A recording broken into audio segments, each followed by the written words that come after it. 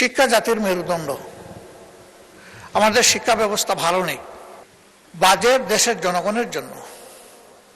এখানে সকল জাতি গোষ্ঠী অঞ্চল সমন্বিত হবে, সম্পৃক্ত থাকবে। তবে একটা ইনসাফ ভিত্তিক বাজেট তখনই হবে যখন সমাজের পিছিয়ে পড়া অংশ এবং অঞ্চলকে অধিক গুরুত্ব দিয়ে বাজেটে সম্পৃক্ত করা হবে এবং এই বাজেটের সুফল যখন সবাই পাবে, কেউ এর সুফল থেকে বঞ্চিত হবে না। এই বাজেটে আমরা লক্ষ্য করেছি তার ব্যতিক্রম আছে। সেই ব্যতিক্রমটা নিয়ে অনেকেই কথা বলেছেন, আমিও আবার কথা বলছি। শিক্ষা জাতির মেরুদণ্ড। আমাদের শিক্ষা ব্যবস্থা ভালো নেই। বিভিন্ন ধরনের অনিয়ম অপকর্মের কারণে এটা বিশ্বের মিনিমাম স্ট্যান্ডার্ড আমাদের দেশ মেনটেন করতে পারে না। 18 কোটি মানুষের দেশে এতগুলা পাবলিক বিশ্ববিদ্যালয়, এতগুলা প্রাইভেট বিশ্ববিদ্যালয়, কিন্তু বিশ্ব র্যাঙ্কিংকে গুরুত্বপূর্ণ জায়গায় আমরা এখনো জায়গা করে নিতে পারিনি, বরঞ্চ দিন দিন আমরা পিছিয়ে যাচ্ছি।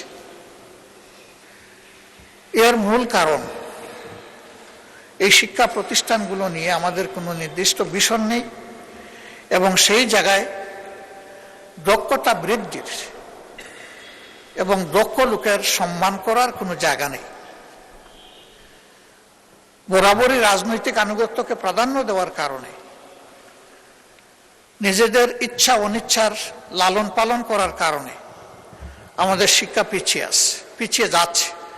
কোথায় গিয়ে থাকবে আল্লাহ ভালো জানে। থামাতে হবে, আর পিছনের দিকে যেতে দেওয়া যাবে না। এখন একটা জায়গা থেকে শুরু করে সামনে এগিয়ে যেতে হবে।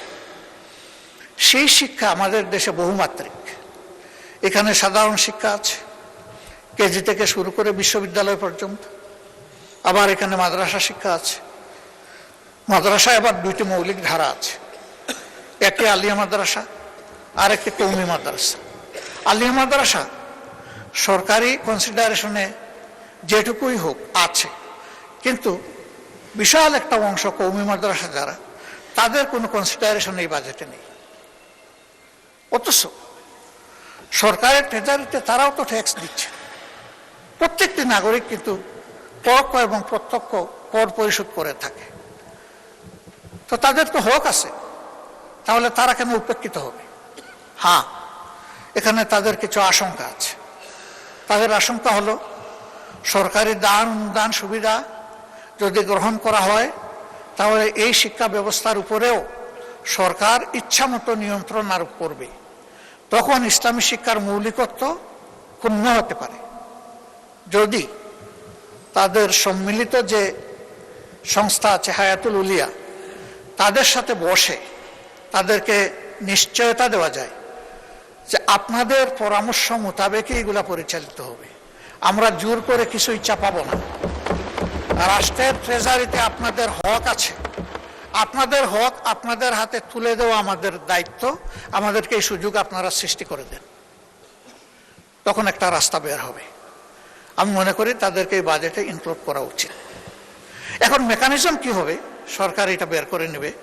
এই ক্ষেত্রে যদি আমাদের কোনো সহযোগিতা লাগে, আমরা প্রস্তুত। আমাদের সহযোগিতা ছাড়াই যদি সরকার একা সমাধান করে বলে, ধন্যবাদ দেব, অসুবিধা নেই, কাজটা হওয়া দরকার।